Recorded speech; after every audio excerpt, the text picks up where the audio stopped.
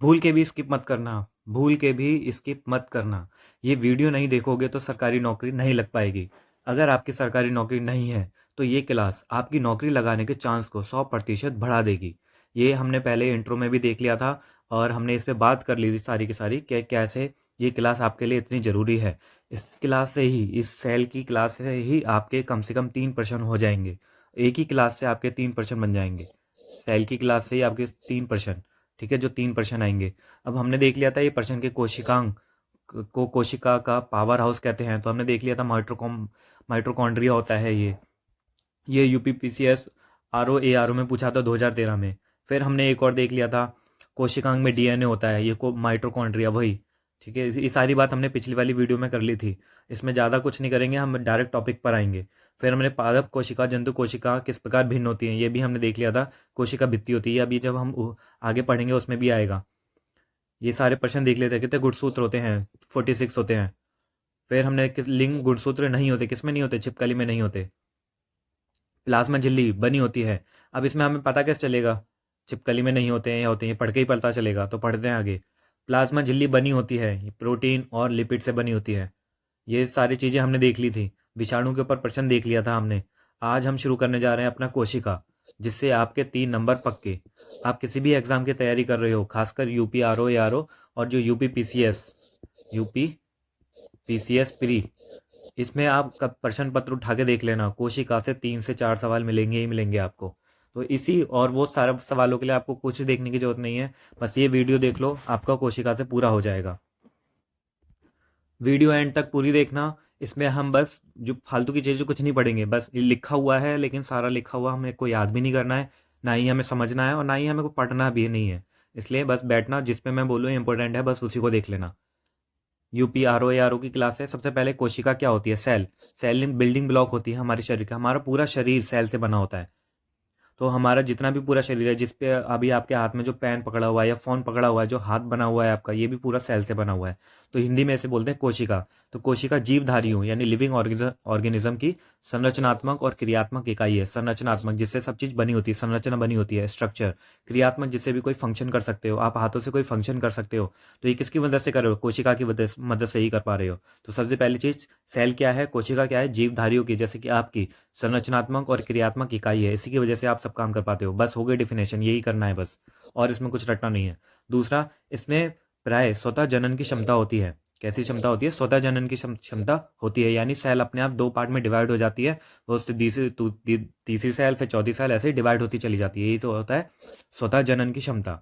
फिर कोशिका सिद्धांत, अब ये ध्यान रखने, कोशिका सिद्धांत किसने दिया था, जो सेल थ्योरी है। ये दो याद रखने नाम बस, स्लाइडेन और श्वान। ये एनसीईआरटी में भी पढ़ते हैं हम, आपको इसमें भी पढ़ना है। अगर आप एनसीईआरटी में पढ़ोगे तो भी ये 2 नाम याद रखने पड़ेंगे, और इसी क्लास को देखोगे तो भी 2 नाम याद रखने पड़ेंगे। इसमें बस यही है कि आपको और फालतू के नाम याद रखने की जरूरत नहीं है। तो स्लाइडेन और श्वान, ये वैज्ञानिकों ने प्रतिपादित की थी। तो 3 प्रश्न बन गए आपसे। पहला था कि कोशिका का संरचनात्मक एकात्म और क्रियात्मक इकाई है, परिभाषा। दूसरा, स्वजनन की क्षमता होती है। तीसरा, सेल थ्योरी जो दी थी स्लाइडेन और श्वान ने दी थी। अब जीवधारियों में 2 प्रकार की कोशिकाएं होती हैं। एक होता है प्रोकैरियोटिक, दूसरा होता है यूकैरियोटिक। प्रो और यू, ठीक है, प्रोकैरियोटिक और यूकैरियोटिक। अब इनमें बस डिफिनेशन देखना है, ये नाम दे दिए गए हैं बस, और कुछ नहीं है। तो इसको नाम को आपको ऐसे ही याद कर लेना है। अब कौन कौन से होते हैं, तो पहला है हमारा प्रो कैरियोटिक। तो जो प्रो से याद हो जाए उसको देखते हैं क्या है। इसमें ज़्यादा कुछ नहीं करना, मैं बस पढ़ देता हूँ जिससे आपको समझ आ जाए। एक केंद्रक होता है, केंद्रक कला, केंद्रिका, कलायुक्त कोशिकांग इत्यादि नहीं पाए जाते। इसमें कुछ भी नहीं पाया जाता, ठीक है। तो और इसमें आनुवांशिक पदार्थ पाया जाता है। क्या पाया जाता है, बस ये ध्यान रखना है, आनुवांशिक पदार्थ पाया जाता है। परंतु इसमें हिस्टोन प्रोटीन संयुक्त नहीं होते। इसे याद रखना हो तो रख लेना, वरना ये ज़्यादा जरूरी नहीं है, क्वेश्चन पूछे नहीं गए हैं हिस्टोन प्रोटीन पाया जाता है या नहीं पाया जाता। क्वेश्चन बस आपके लिए जो इंपॉर्टेंट है वो ये है कि ये किस प्रकार की होती हैं। इस प्रकार की कोशिकाएं जीवाणुओं और नील हरित शैवालों में पाई जाती हैं। बस आपको ये इंपॉर्टेंट है, ये ध्यान रखना है। किस में पाई जाती हैं, जीवाणुओं में और नील हरित शैवाल में। ये इंपॉर्टेंट है बस। किस में पाई जाती हैं, जीवाणुओं में और नील हरित शैवालों में। ज़्यादा से ज़्यादा अगर कोई ज़्यादा और भी परेशान अपनी पढ़ाई से कि हो पाएगा नहीं हो पाएगा, तो वो ये भी याद कर लेना कि इसमें राइबोसोम उपस्थित होता है। बस, और ज़्यादा कुछ याद करने की ज़रूरत नहीं है इसमें। तो प्रोकैरियोटिक में आपको क्या था याद रखना है, बस आनुवांशिक पदार्थ पाया जाता है, राइबोसोम उपस्थित होता है, और ये किस-किस में पाई जाती हैं? जीवाणुओं में और नील हरित शैवाल में। बस खत्म हो गया। इसी को बार-बार याद कर लो, बस इसी में ऐसे ही पूछा जाएगा। अब नेक्स्ट है यूकैरियोटिक। अब ये दूसरा वाला है। अब इसमें पूर्ण रूप से केंद्रक, केंद्रिका, कलायुक्त कोशिकाएं इत्यादि उपस्थित होते हैं। ठीक है, ये सारी उपस्थित होते हैं इसमें। इन कोशिकाओं में हिस्टोन प्रोटीन पाया जाता है। पीछे वाले में हमने देखा था हिस्टोन प्रोटीन नहीं पाया जाता। इस प्रकार की कोशिकाएं पेड़ पौधे, जंतुओं और कुछ शैवालों इत्यादि में पाई जाती हैं। तो हम किस में आएंगे? हम जंतुओं में आएंगे। तो हमारे शरीर में कौन सी कोशिकाएं पाई जाती हैं? यूकैरियोटिक पाई जाती हैं। यूकैरियोटिक कोशिकाएं पाई जाती हैं, तो ध्यान रख लेना। अगर पूछा जाएगा मानव में कौन सी कोशिकाएं पाई जाती हैं?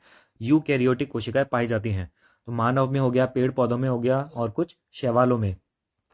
अब इसी से आप है ना ये डिफरेंस भी पता कर सकते हो कि केंद्रक होता है, केंद्रिका होती है, कलायुक्त कोशिकांग होते हैं। तो ये सारी चीज़ें जितनी भी होती हैं वो बस यूकैरियोटिक में होंगी। यूकैरियोटिक कौन है? हम में है, तो हम में ये सारी चीज़ें हैं।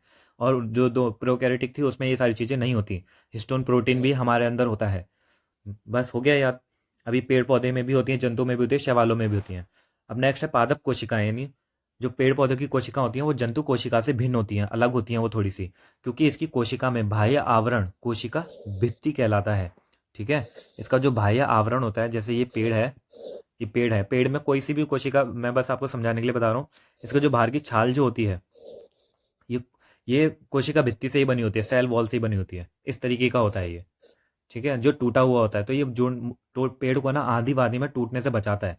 और ये मरी हुई डेड सेल्स होती हैं। अगर मैं इसका और अच्छे से बताऊं, जैसे ये सेल हो गई, तो इसके बाहर एक और ये बाउंड्री होती है, इसे सेल वॉल बोलते हैं, और ये बहुत मजबूत होती है।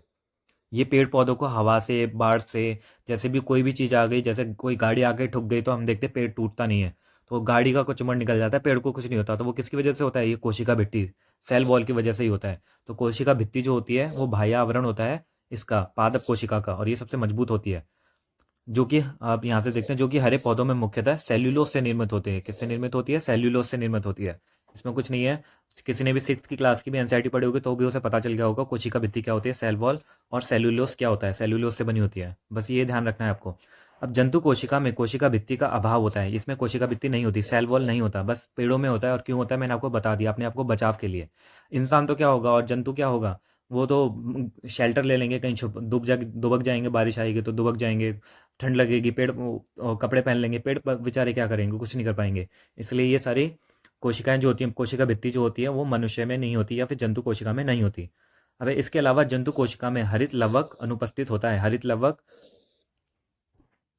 क्लोरोफिल अनुपस्थित होता है, यानी क्लोरोफिल नहीं होता। क्लोरोफिल पादप कोशिकाओं में होता है, जिससे वो क्लोरोफिल से, जब तभी वो हरे हरे दिखते हैं, और वो अपना इससे फोटोसिंथेसिस करते हैं, और फोटोसिंथेसिस से ही वो अपना खाना बनाते हैं। तो जो हरित लवक है वो फोटोसिंथेसिस करने के लिए ही पाया जाता है। तो इतना बस करना है। यूकैरियोटिक कोशिका आप मुझे लग रहा है सब समझ गए होंगे। अब नेक्स्ट है प्लाज्मा झिल्ली या कोशिका झिल्ली। ये एक ही है, प्लाज्मा झिल्ली, इंग्लिश में कहते हैं प्लाज्मा, और कोशिका हिंदी में। एक अर्ध पारगम्य झिल्ली है, यानी इससे आप है ना कुछ चीज़ें आ सकती हैं या नहीं जा सकती, ये डिपेंड करता है। जो प्रत्येक सजीव कोशिका के जीव द्रव्य में घेरे रहती है। रॉबर्टसन द्वारा प्रयुक्त अवधारणा के अनुसार कोशिका झिल्ली की बाहरी एवं भीतरी परतें प्रोटीन द्वारा तथा मध्य परत लिपिड द्वारा निर्मित होती हैं। यही प्रश्न पूछा गया था। अभी आपने देखा होगा कोशिका झिल्ली किससे बनी होती है? प्रोटीन और लिपिड से निर्मित होती है। बस यही करना है आपको, प्रोटीन और लिपिड से निर्मित होती है। तो कोशिका झिल्ली किससे बनी होती है? लिपिड और प्रोटीन से। ये ध्यान रख लेना, इंपॉर्टेंट है, आएगा ये प्रश्न। द्वारा निर्मित होती है। वर्तमान में सिंगर और निकोलसन द्वारा प्रस्तुत अवधारणा सर्वाधिक मान्य है। अब इसमें आपको ये नहीं करना, सिंगर निकोलसन कुछ नहीं करना है, ये बस आपको बस ये ध्यान रखना है कि प्रोटीन और लिपिड से कोशिका बनी होती है, और कुछ नहीं इसमें करना। फिर है कोशिका झिल्ली में फास्फोलिपिड की 2 परतें होती हैं, जिसके बीच बीच में कुछ प्रोटीन होती हैं। फास्फोलिपिड होता है इसमें, जिसमें बीच बीच में कुछ प्रोटीन परतें होती हैं, वो इस बार लिपिड और प्रोटीन। अब आगे देखते हैं कोशिका में प्रोटीन संश्लेषण, प्रोटीन सिंथेसिस, अंतःद्रव्य जालिका, एंडोप्लाज्मिक रेक्टिकुलम और राइबोसोम की भूमिका में सर्वाधिक महत्वपूर्ण है। बस ये ध्यान रख लेना कि जो प्रोटीन संश्लेषण होता है, प्रोटीन सिंथेसिस होता है, वो किस में है? तो एंडोप्लाज्मेटिक रेटिकुलम और राइबोसोम की भूमिका सर्वाधिक महत्वपूर्ण है। अभी मैं यहाँ पे देखो ज़्यादा समझा नहीं रहा हूँ क्योंकि हमारी रिवीजन क्लास है, तो इसमें बस हम वो चीज़ देख रहे हैं जो पेपर में आएगी, फालतू का कुछ नहीं देखना है। अगर फालतू का देखना है तो मैं एनसीईआरटी की क्लास लेकर के आऊँगा, उसको आप देख लेना। अब नेक्स्ट देखते हैं, यह एक अंतर्द्रव्यीय जालिका की कला से राइबोसोम लगे रहते हैं और ये राइबोसोम प्रोटीन संश्लेषण के निर्माण स्थल होते हैं। अब यहाँ पर ध्यान देना, राइबोसोम प्रश्न पूछा गया था राइबोसोम से, तो राइबोसोम क्या होते हैं? प्रोटीन संश्लेषण के निर्माण स्थल होते हैं। बस आपको ये ध्यान रखना है, रट लो ऐसे। राइबोसोम, अभी एग्जाम के लिए टाइम इतना नहीं बचा है कि आप है ना पूरा पढ़ो, तो बस ये याद रख लो, राइबोसोम प्रोटीन संश्लेषण के निर्माण स्थल होते हैं। पूछा जाएगा प्रोटीन संश्लेषण के निर्माण निर्माण स्थल कौन से होते हैं, तो राइबोसोम होते हैं। आगे चलते हैं, राइबोसोम को प्रोटीन की फैक्ट्री भी कहा जाता है, यही चीज़ है प्रोटीन की फैक्ट्री। तो के निर्माण के स्थल या फिर फैक्ट्री राइबोसोम होते हैं, याद कर लेना, राइबोसोम प्रोटीन की फैक्ट्री कहा होते हैं। आगे बढ़ते हैं, माइटोकॉन्ड्रिया। माइटोकॉन्ड्रिया पे प्रश्न भी आया था। तो जीवाणु एवं नील हरित शैवाल को छोड़कर शेष सभी सजीव पादप एवं जंतु कोशिकाओं की कोशिका द्रव में बिखरे हुए कलायुक्त कोशिकांग है। अब इस चीज को ना थोड़ा ध्यान से समझना। यहाँ देखो, माइटोकॉन्ड्रिया ध्यान से समझना, ये थोड़ी ध्यान से समझने वाली बात है। माइटोकॉन्ड्रिया, इससे प्रश्न बनता है इसलिए मैं ध्यान से समझा रहा हूँ।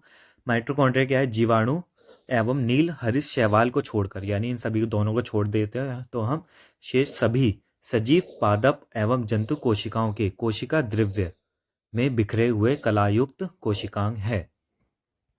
अर्थात जो यूकैरियोटिक कोशिकाएं होती हैं, जो यूकैरियोटिक कोशिकाएं होती हैं उनके अंदर होता है ये, यानी जैसे मनुष्य के अंदर, जैसे हमारे अंदर माइटोकॉन्ड्रिया होगा, जीवाणु और नील हरित शैवाल इनके अंदर नहीं होगा। ये प्रोकैरियोटिक कोशिकाएं थी, तो जो हम जैसे हैं, माइटोकॉन्ड्रिया हमारे अंदर होगा।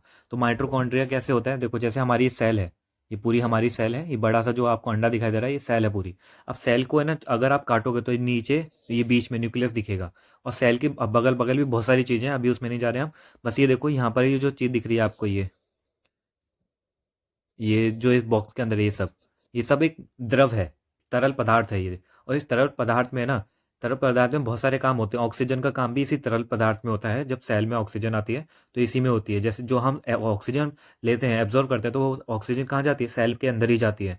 ठीक है, तो इस सेल के अंदर जा करके इसी कोशिका द्रव में ही जाती है। अब ये कोशिका द्रव के अंदर है ना, एक चीज घूमती रहती है। एक मिनट, मिटा दूं इसे। तो कोशिका के अंदर एक चीज घूमती रहती है, ये रही छोटी सी। इस कोशिका के अंदर जो ये चीज छोटी सी आपको दिख रही है, इसे ही बोला जाता है माइटोकॉन्ड्रिया। इसका ये नाम दिया है माइटोकॉन्ड्रिया। इसको नाम इसलिए दिया गया है क्योंकि ये बहुत अच्छे से काम, इसलिए मतलब इसलिए आप पढ़ रहे हो इसे, क्यों पढ़ रहे हो? क्योंकि इसका ही काम सबसे ज़्यादा होता है। अब ये एनर्जी हमें प्रोवाइड देता है, इसी की वजह से एनर्जी आती है। तो ये बड़ा करके आगे से हम देखें तो ऐसा होता है माइटोकॉन्ड्रिया।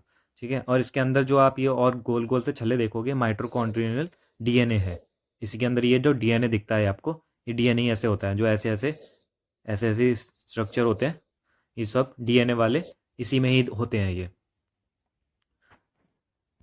शायद आप अब समझ गए होंगे कि माइटोकॉन्ड्रिया किस चिड़िया का नाम है। तो माइटोकॉन्ड्रिया सेल के अंदर होता है, सेल के अंदर के अंदर ही इसे माइटोकॉन्ड्रिया बोलते हैं। और ये कोशिका द्रव में होता है, द्रव में बता दिए, जो कोशिका का अंदर तरल पदार्थ है उसमें होता है।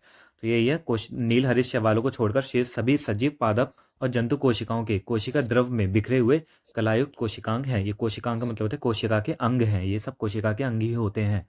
अब श्वसन क्रिया प्रत्येक जीवित कोशिका के कोशिका द्रव्य एवं माइटोकॉन्ड्रिया में संपन्न होती है। ध्यान से सुनना है दूसरा पॉइंट, जो श्वसन की क्रिया होती है, जो हम है ना सांस वगैरह लेते हैं, तो ये सबसे पहले किस में होती है? जीवित कोशिका के, यानी जो जीवित ही होगी उसमें होगी, मरने पे तो ये श्वसन की क्रिया होती नहीं है। तो जीवित कोशिका के कोशिका द्रव्य जो अभी हमने देखा ये वाला, ये कोशिका द्रव्य के अंदर होती है। दूसरा कहाँ पर होती है? माइटोकॉन्ड्रिया के अंदर सब होती है। तो पहला जो श्वसन, जब हम सांस लेते हैं तो सांस लेने की जो क्रिया होती है वो कोशिका द्रव्य और माइटोकॉन्ड्रिया में संपन्न होती है।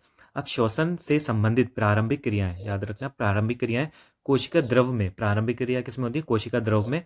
और जो शेष क्रिया यानी बाकी की जो बच गई हैं वो किस में होती है? माइटोकॉन्ड्रिया में होती है। तो दोनों एक साथ चल रहे हैं, कोशिका द्रव्य और माइटोकॉन्ड्रिया। अब चूंकि क्रिया के अंतिम चरण, जो क्रिया का अंतिम चरण कौन सा है? माइटोकॉन्ड्रिया है। दो क्रियाएं हो रही हैं, पहली क्रिया हो रही है आपकी कोशिका द्रव में, और जो बाकी क्रियाएं हो रही हैं वो हो रही है माइटोकॉन्ड्रिया में। अब जो अंतिम चरण है, अंतिम चरण मतलब माइटोकॉन्ड्रिया वाला, इसमें क्या होता है, अधिकांश ऊर्जा उत्पन्न होती है जब सांस वगैरह का कहीं चल रहा होता है कार्यक्रम वगैरह, तो इसमें जो ऊर्जा होती है वो इसी चरण में पैदा होती है, तो अधिक ऊर्जा उत्पन्न होती है। इसलिए माइटोकॉन्ड्रिया को कोशिका का श्वसनांग या पावर हाउस कहा जाता है।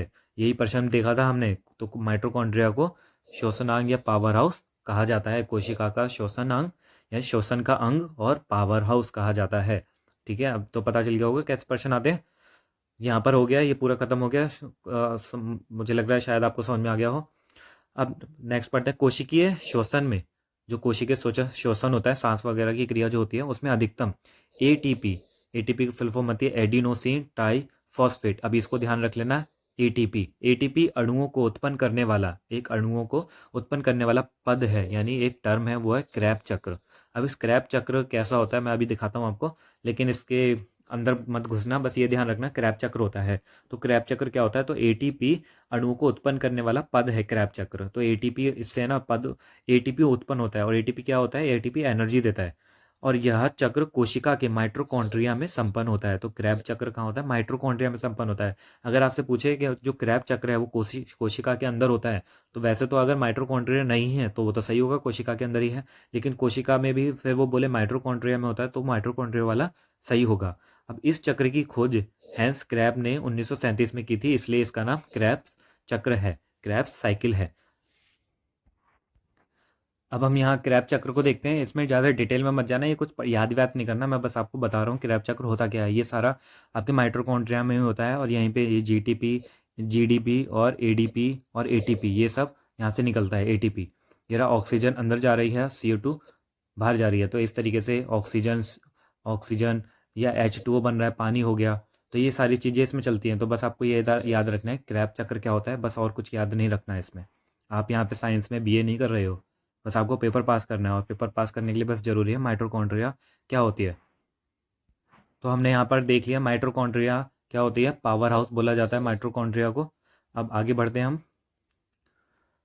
क्लोरोप्लास्ट, क्लोरोप्लास्ट में सौर ऊर्जा एटीपी में बदलती है। जो सौर ऊर्जा होती है वो किस में बदल गई है, एटीपी में बदल गई है, क्लोरोप्लास्ट। अब क्लोरोप्लास्ट एक पादप कोशिकांग है, पादप का कोशिकांग है ये। पादप जो पौधा होता है उसकी कोशिका का एक अंग है, जिसमें पर्णहरित या क्लोरोफिल नामक एक प्रोटीन युक्त जटिल रासायनिक यौगिक पाया जाता है। यही पर्णहरित जो क्लोरोफिल होता है हरे रंग का होता है, इसी की वजह से ही जो पत्तों का रंग, जो रंग होता है पत्तों का, जो हरा रंग होता है, वो इसी की वजह से होता है। तो क्लोरोप्लास्ट की वजह से होता है ये, तो क्लोरोप्लास्ट होता है। और ये याद रख लेना, ये क्या है, पादप कोशिका है। ठीक है, जंतु कोशिका नहीं है, ये पादप कोशिका है, और इसी के अंदर जिसमें क्या होता है, क्लोरोफिल होता है, और इसी की वजह से ये हरे रंग का दिखाई देता है, क्लोरोप्लास्ट। क्लोरोप्लास्ट को याद रखने के लिए बस सबसे अच्छा है क्लोरोफिल याद रख लेना, क्लोरोफिल, तो क्लोरोफिल, क्लोरोप्लास्ट। नेक्स्ट है गोल्जी बॉडी और गोली कॉम्प्लेक्स, ये ज़्यादा काम का नहीं है, इसे छोड़ो। आगे बढ़ते हैं। लाइसोसोम को कोशिका की आत्मघाती थैली यानी सुसाइडल बैग कहते हैं, ये 9th क्लास की साइंस में है। लाइसोसोम को क्या बोला जाता है, याद रखना, लाइसोसोम को क्या बोला जाता है, कोशिका की आत्मघाती थैली, सुसाइडल बैग कहा जाता है। लाइसोसोम को और हम अच्छी तरह से समझते हैं। यहाँ पर देखो, लाइसोसोम ये प्रोटीन, वसा और कार्बोहाइड्रेट का पाचन करता है, यानी इसे पचा लेता है। किस किस का, प्रोटीन का, वसा का और कार्बोहाइड्रेट का पाचन करता है ये। अभी मैं बताता हूँ क्या होता है लाइसोसोम, पहले बस ये सुनो इसका काम क्या होता है। अब बगैर पचे भोजन को कोशिका झिल्ली तक पहुंचाने का कार्य करते हैं, और यदि लाइसोसोम फट जाते हैं तो कोशिका टूट जाती है, और यही होता है suicidal effect. Bag, suicidal bag, तो ये सुसाइडल बैग होता है। अब हम देखते हैं कि ये कैसे काम करता है। प्रोटीन, वसा और कार्बोहाइड्रेट का पाचन करती है। तो यहाँ फिगर में आप देख सकते हो, ये पूरा पूरा जितनी भी पूरा सेल दे रखा है। अब इसके अंदर यहाँ पर है ये लाइसोसोम, ये जो छोटे छोटे आप ये देख रहे हो, ये लाइसोसोम है, ये सब ये लाइसोसोम है। और ये क्या करते हैं, प्रोटीन, वसा और कार्बोहाइड्रेट का पाचन करते हैं। अब यहाँ से देखो फूड पार्टिकल्स आया, ठीक है, ये फूड पार्टिकल ये कोशिका के अंदर आया। अब यहाँ से आकर के फिर इधर आया, और फिर इधर आया। अब इधर आते ही जैसे ही एक लाइसोसोम के पास आया, तो लाइसोसोम इससे आगे चपक गया, और इसने पूरा इसका पाचन कर लिया, और बाकी जो बचा हुआ था इसको सेल से ये बाहर निकाल दिया, ये रहा एक्सक्रीड, एलिमिनेशन कर दिया, एक्स्ट्रोसाइटोसिस। और डाइजेस्टिव वैक्यूला, ये डाइजेस्टिव है, यहाँ पे सारा इसने पचा लिया, और जो बाकी था वो बाहर कर दिया। ये काम हो गया आपका लाइसोसोम का। आप फिगर में देख पा रहे होंगे, ये पूरी सेल है, कोशिका है, और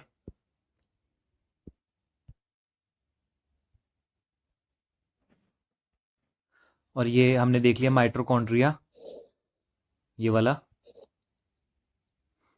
और इसके बाद ये न्यूक्लियस, हमें पता है न्यूक्लियस होता है ये राइबोसोम है, ये रहे साइटोप्लाज्म, नहीं माइक्रोट्यूबुला है, ये माइटोकॉन्ड्रिया गलत पढ़ लिया मैंने। ठीक है, इसमें और कुछ नहीं है। अब हम लाइसोसोम पर आते हैं, तो ये आपको ये छोटे छोटे ये दिख रहे हैं गोल गोल से, ये सब जो गोल गोल से हैं यही है आपके लाइसोसोम जो हम पढ़ रहे हैं, लाइसोसोम। और यही क्या करते हैं, भोजन को जो प्रोटीन, वसा और कार्बोहाइड्रेट होता है उसे पचाते हैं, और जो बगैर पचे भोजन को क्या कर देते हैं, बाहर कर देते हैं। तो यही है लाइसोसोम जो गोल गोल यहाँ पर दिख रहे हैं आपको। अब हम इसे फिर से पढ़ते हैं। लाइसोसोम को कोशिका की आत्मघाती थैली कहते हैं, तो आत्मघाती सुसाइडल बैग क्या कहा जाता है। अब इसमें बहुत से जल अपघटनीय एंजाइम पाए जाते हैं, जो ये जो हम भी अब ने देखा, इसमें क्या जाते हैं, जल अपघटनीय एंजाइम पाए जाते हैं जो अम्लीय माध्यम में कार्य करते हैं, अम्लीय, ठीक है, अम्लीय माध्यम में कार्य करते हैं। और जो अम्ल का इंग्लिश में होता है एसिड, तो यानी एक तरह से एसिड होते हैं जैसे हमारे पेट में होता है, तो ये अम्लीय माध्यम में कार्य करते हैं। और जैसे ही अगर ये टूट जाता है तो पूरे एसिड से पूरी सेल क्या होती है, खराब हो जाती है।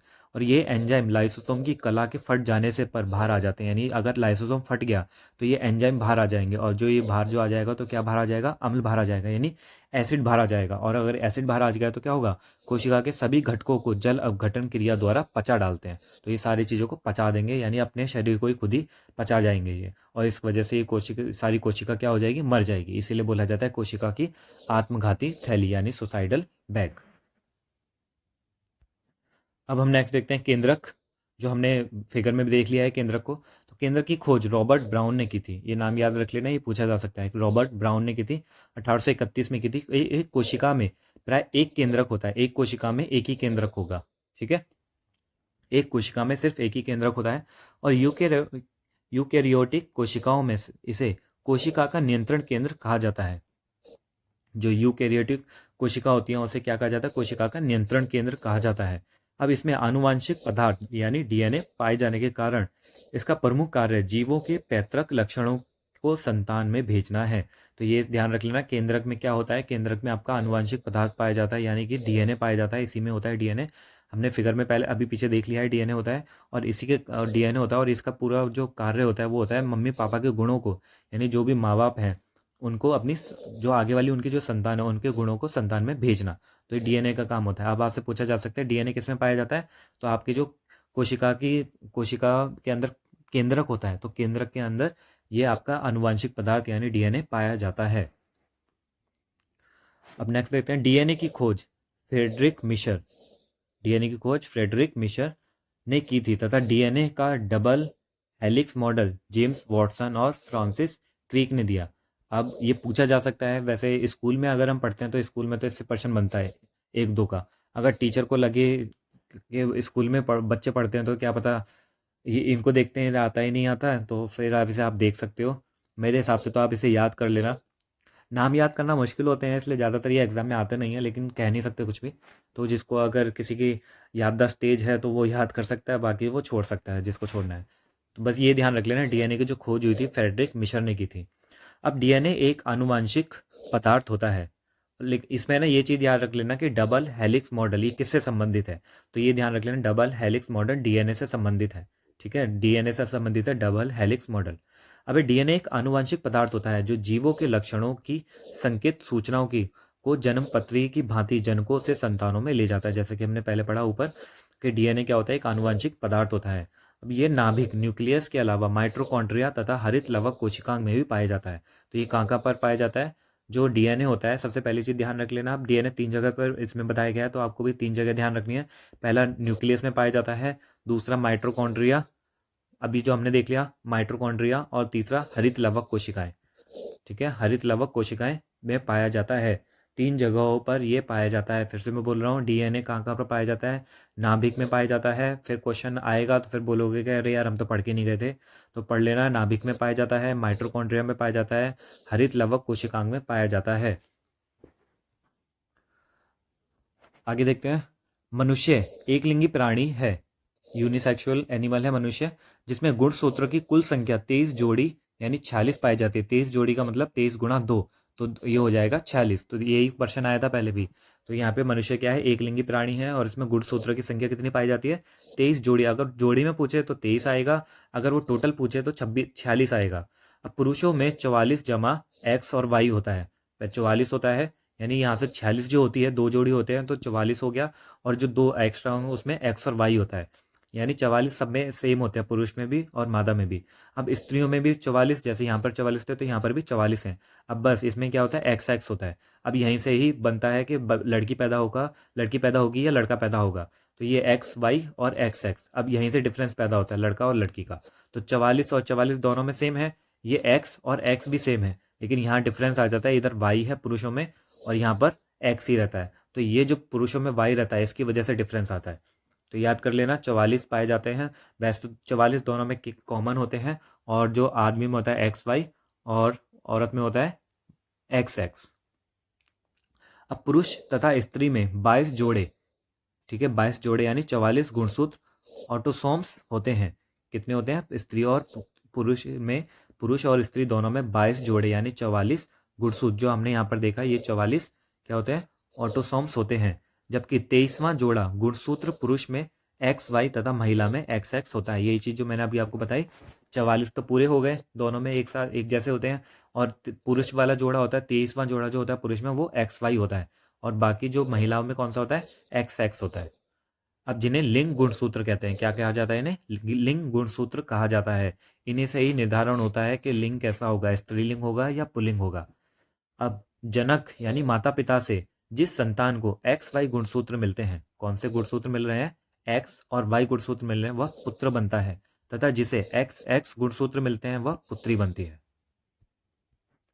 ये समझ में आ गया होगा आपको कि लिंग गुणसूत्र कहा जाता है इनको, एक्स वाई और x x x x and x को। तो जनक जो माता पिता होते हैं, तो माता से अगर एक्स आ रहा है और पिता से वाई आ रहा है, माता से क्या आया एक्स, मदर से एक्स आ गया और फादर से वाई आ गया, तो आपको जो गुणसूत्र आएंगे तो मिलेगा पुत्र। अगर अब क्योंकि माता के पास तो दोनों ही एक्स है, तो मदर से तो एक्स ही आएगा, इससे तो कुछ हो ही नहीं सकता। और फादर से अगर वाई आ जाता है, फादर से नहीं सॉरी एक्स आ जाता है, तो क्या बनेगा, पुत्री होगी। तो यानी जो पुत्री पैदा होती है वो पिता की वजह से ही पैदा होती है, इसलिए जो पुत्री में जो गुण होते हैं वो पिता के ही गुण होते हैं। और हमारे एनसीईआरटी क्लास 8 में इसके ना मिथक के बारे में बताया गया है कि मिथक होते हैं, जैसे कि हमारे समाज में बोला जाता है कि लड़की पैदा होती है, आपने देखा होगा भ्रूण हत्या बहुत होती है, तो कहते हैं लड़की पैदा हुई है, तो उस औरत को बोला जाता है कि तेरी वजह से लड़की पैदा हुई है, तेरी वजह से लड़की पैदा हुई है। तो इसमें औरत के कुछ नहीं होता भाई, वो सारा जो काम धाम होता है ना वो आदमी के ऊपर डिपेंड करता है। अगर आदमी का ये एक्स, आदमी का अगर वो नहीं होता, एक्स नहीं होता, तो वहां पर लड़का ही पैदा होता, समझे। तो यहाँ पे लड़की औरत की गलती नहीं होती, मतलब गलती मैं इसलिए बोल रहा हूँ क्योंकि समाज में से गलती ही माना जाता है। अगर वो पुरुषवादी समाज है ना, तो बस पुरुष ही चाहिए ताकि अपने संतान, अपने भविष्य को आगे बढ़ाया वो बढ़ा सके, और ऐसा नहीं होता तो उस औरत को परेशान किया जाता है। तो इसमें औरत की कोई गलती नहीं होती, ये गलती है बस क्योंकि उन्हें समझ ही नहीं है कि काम कैसे करता है हमारा शरीर। और जब बात करते हैं तो हमारा समाज एक शर्मा जाता है, बेचारा बहुत ही ज़्यादा शर्मा जाता है बात ही नहीं करता। चलिए हम पढ़ते हैं, समाजवादी वाली बातें हम किसी और वीडियो में करेंगे। आगे चलते हैं। अब प्रक्रमित कोशिका मृत्यु, प्रोग्राम सेल डेथ में कोशिकीय और आणविक नियंत्रण, सेलुलर और मॉलिक्यूलर कंट्रोल को एपोप्टोसिस कहते हैं।